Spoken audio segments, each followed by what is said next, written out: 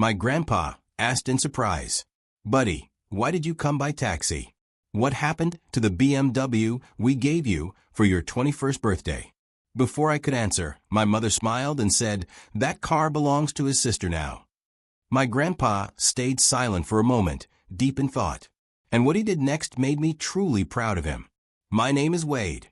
I'm 26, the oldest grandchild, the quiet fixer in a loud family. If something wobbles, I shim it. If someone forgets a birthday, I drive across town with a cake and a Sharpie. I run a small workshop in a rented garage where I hand-paint Christmas ornaments, glass robins, tiny cabins with frosted windows, little snow globes that don't leak if you seal them right. My hands smell like lacquer most days. I like checklists, coffee that tastes like pennies, and the feeling of a straight paint line when my wrist doesn't shake. People think I'm patient. The truth is, I'm conflict allergic. I learned early that a calm voice and a credit card solve most family emergencies faster than any argument. That's our Wade. Mom likes to say he's steady. The Saturday, everything snapped. I came to my grandparents' house in a taxi because my hands were full of sample boxes for the holiday market and because the BMW was not in my life anymore. I still had glitter in my hair from a batch of snowflakes that shed like nervous cats. I was halfway up the porch juggling a box with my knee when Grandpa opened the door in his sweater vest and said warm and surprised, Buddy, why did you come by taxi? What happened to the BMW we gave you for your 21st birthday? I froze. The screen door sighed on its spring. In the hallway mirror, I saw myself, tired, smudged, looking like the kind of guy who would say, it's fine. It's nothing.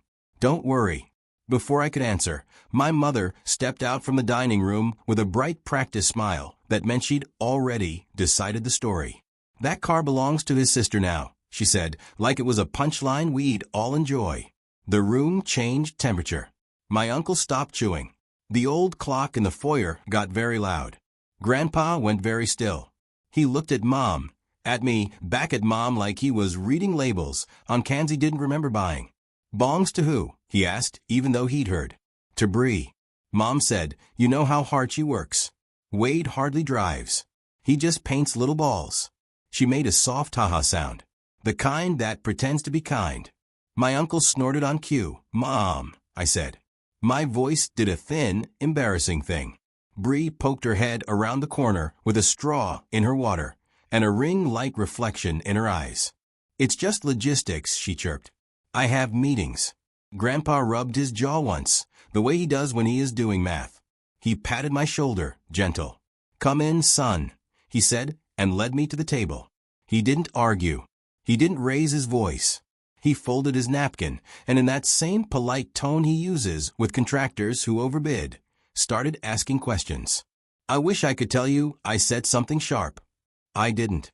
I slid into the chair next to him and pressed my thumb into the cardboard of a sample box until I felt the edge bite skin. I took a breath and tasted metal. The first question was simple. When did the car start belonging to your sister? Grandpa asked. Dad. Mom said, warning in her voice. Let the boy speak, Grandpa said. Then he looked at me. Wait, the truth crouched in my chest. I could feel it scratching. I don't know, I said. It just happened, and that was the worst part. It had just happened so many times before. People romanticize family business. They picture cinnamon in the air, a bell over the door, cousins laughing as they tie bows. In my family, business is the word you use when you need Wade to swipe his card without asking questions. I started Wade Works Ornaments at 19 after a seasonal job packing craft kits. First paycheck. I bought a used airbrush with a temperamental trigger and a box of misprinted glass bulbs cheap from a closing party store. Nights I watched videos about hand lettering. The first Christmas, I set up a folding table outside a grocery store and froze my face off while painting. Ava, Logan, Coach Ben, names I still remember because those people stopped and smiled at a kid doing careful work. By 21, I had regulars, teachers, who returned every year for a class of star couples who ordered a tiny version of their house with the right number of windows. The BMW was Grandpa's idea.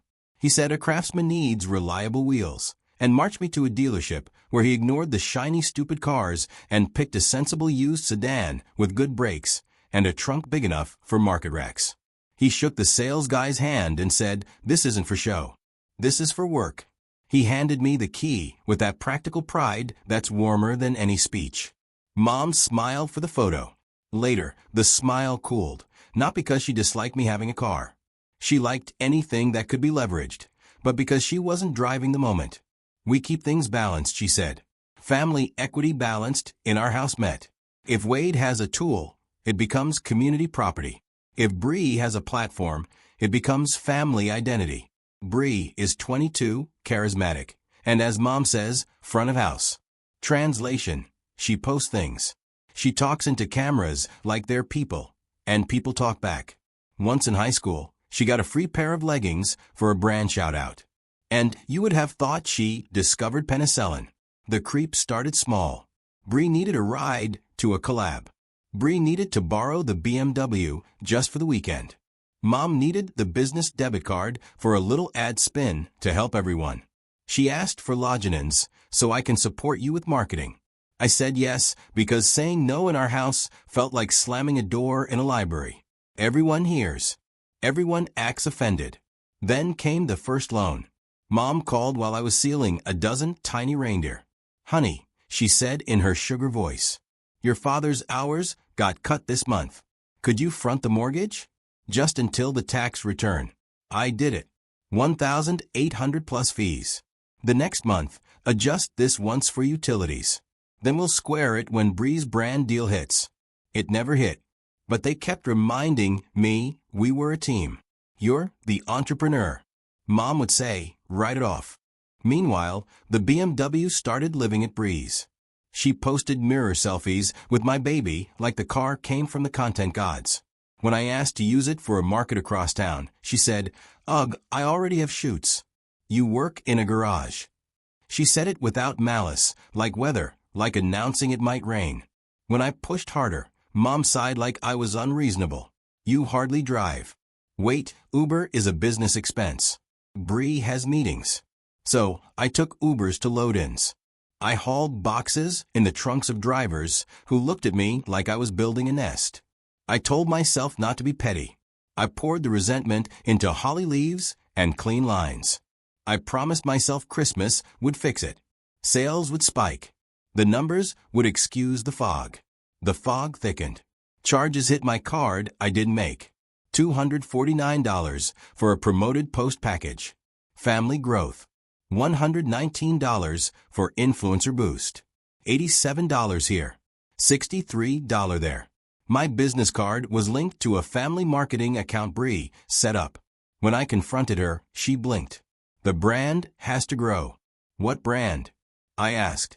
"The brand is me painting until my shoulders hurt." "Don't be selfish." Mom cut in from the doorway. "Your sister's bringing eyes to your little shop. That's priceless." I started tracking everything. A spreadsheet at 2 a.m. breath fogging in the cold garage because the space heater kept tripping the breaker. Line by line. Mortgage transfers, ad charges, gas for a car I didn't have, gifted inventory for reach, refunded custom orders. Bree promised on my behalf because we need to be generous for audience trust. I added it twice because I didn't believe it the first time. The family chat is called Hearth and Home, which is funnier if you like paying. Mom announced Thanksgiving plan. Everyone contributes $300 for catering. Bree can't. She's investing in content. Wade will cover for her. He also owes us for the car insurance. I typed and erased 10 responses. Finally, I wrote I've covered a lot. I need the BMW back. Also, please stop using my card. Mom replied instantly. Ungrateful. Your grandpa gave that car to our family. We decide what's best. Bree dropped a heart on Mom's message and a selfie captioned on the grind. Dad sent a thumbs up emoji. The universal sign for I don't want to be here. That week, my bank pinged overdraft. My shop rent auto debit hit after another ad charge cleared. I slept on the workshop floor that night because going home felt like losing ground. I listened to the office clock tick and made promises to the ceiling. This is the last time I carry everyone. I will say something. I will. 2 days later, Grandpa's table, roasted chicken, soft rolls. peas with butter that tastes like childhood. He passed the peas. So he said, like asking the weather the car.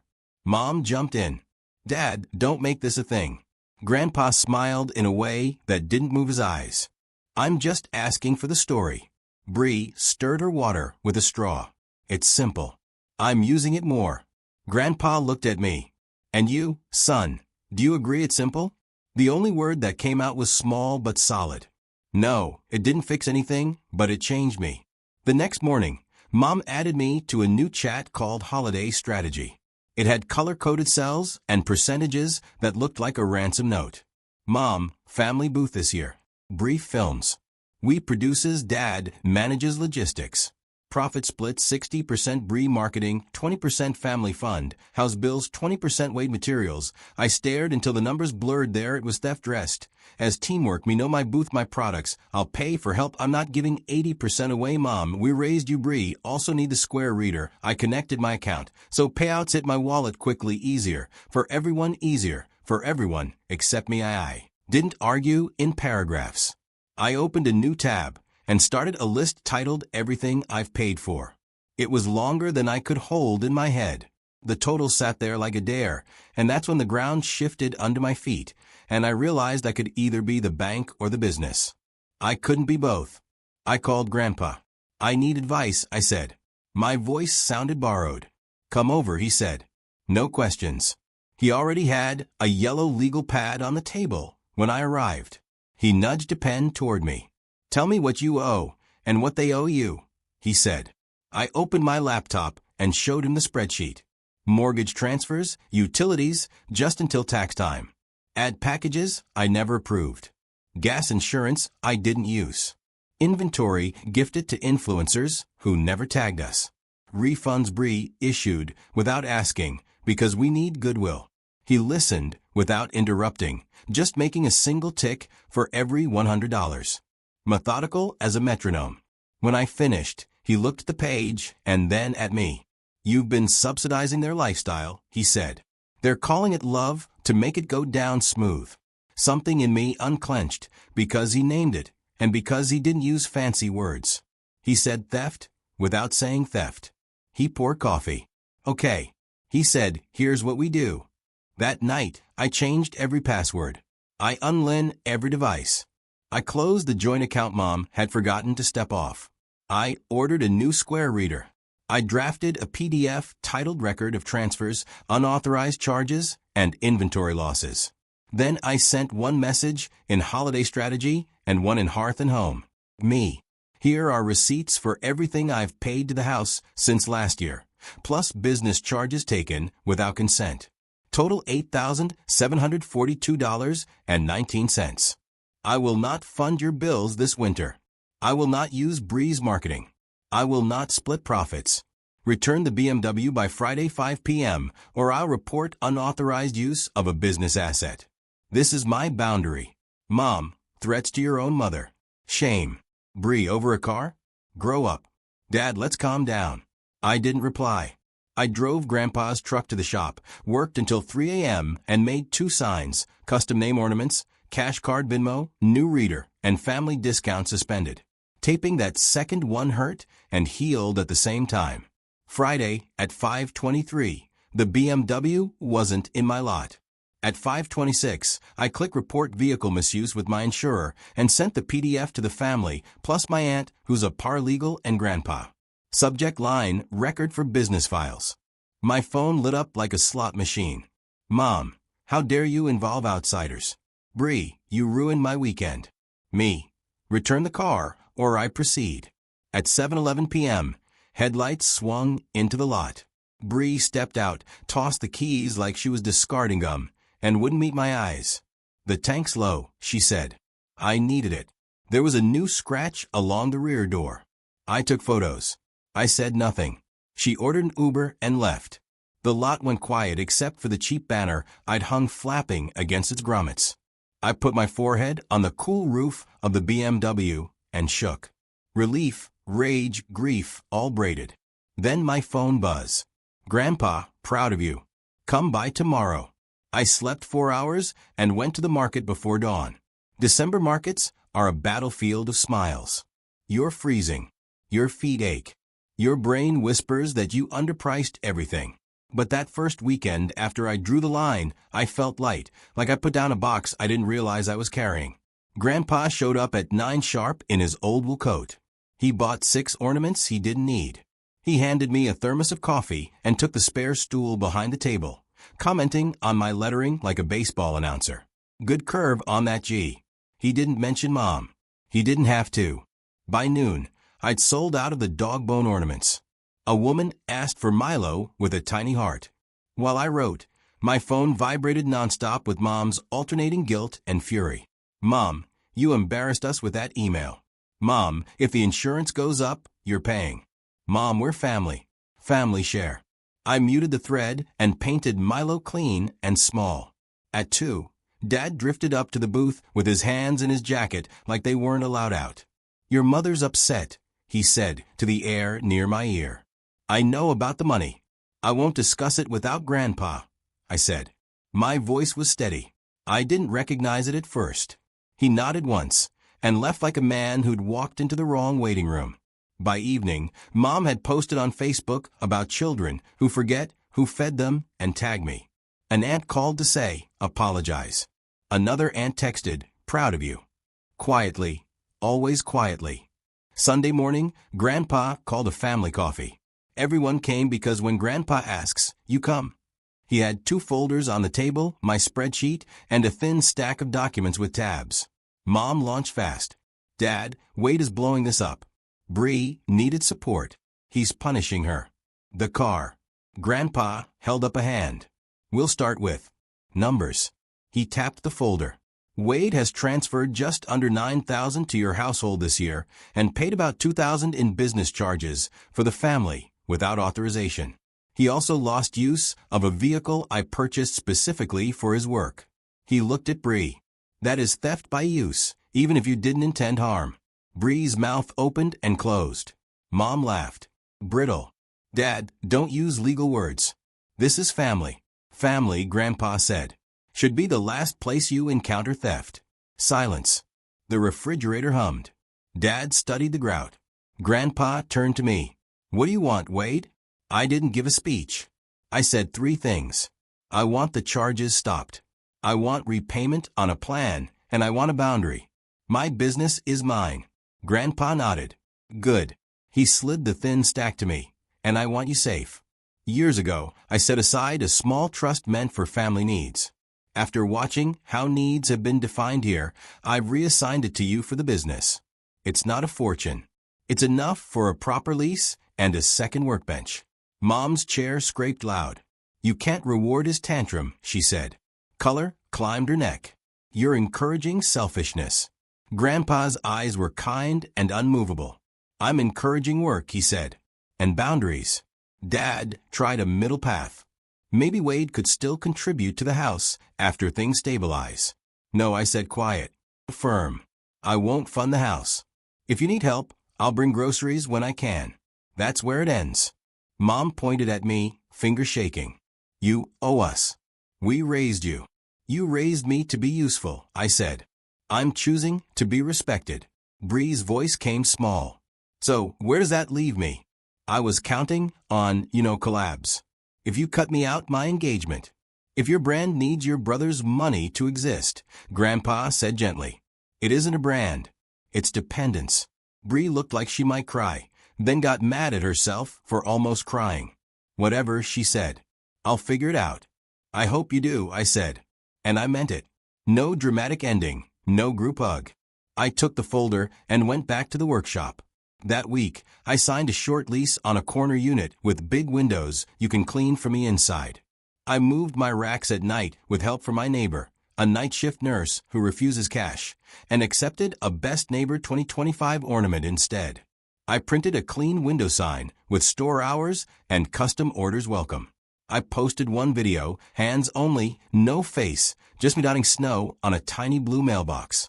It got 100 likes from strangers, and one from Grandpa who doesn't even have an account, which means my cousin showed him how, and he pressed the heart on purpose.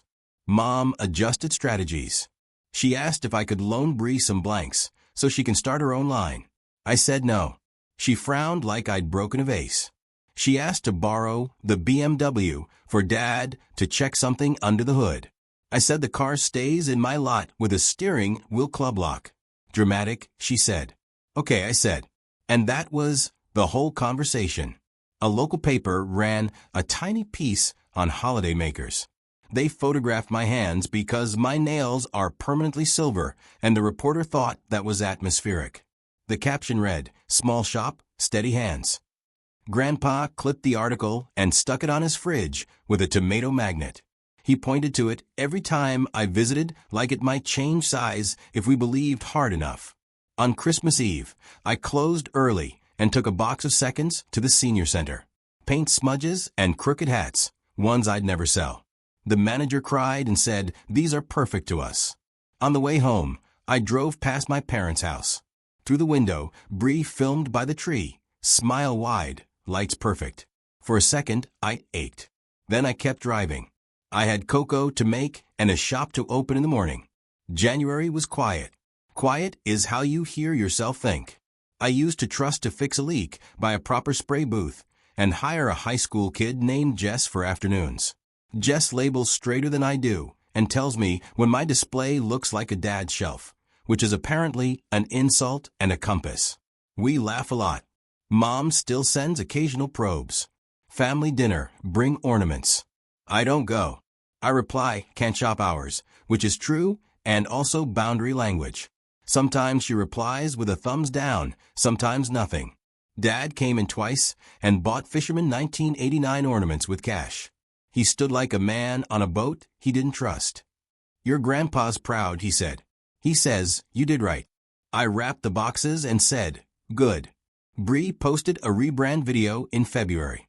Lifestyle, thrifting tips, apartment resets. She didn't ask for blanks again. She came in once, bought a tiny camera ornament for a friend, and paid full price. We didn't hug. We didn't fight. We were just two adults at a counter. It felt like a start. Customers started telling me their own boundary stories while I lettered names. A nurse who stopped paying her brother's tickets. A son who reclaimed a pickup used as a family Uber.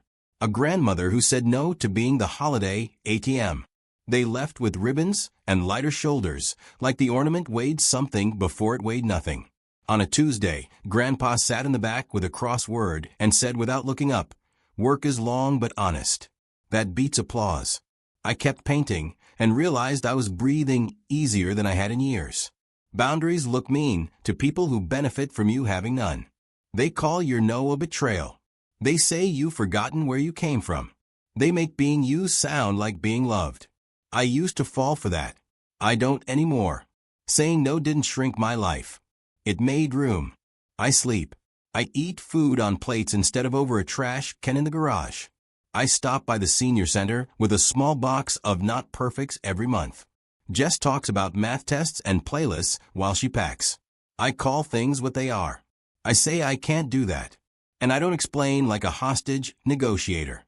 My relationship with Mom is accurate. She invites. I decline. When we talk, I keep it on the weather in her garden. When she tries to slide money into the sentence, I step over it. Dad hovers between us like a moth trying to pick a lamp. Bree is figuring herself out on camera. Good for her.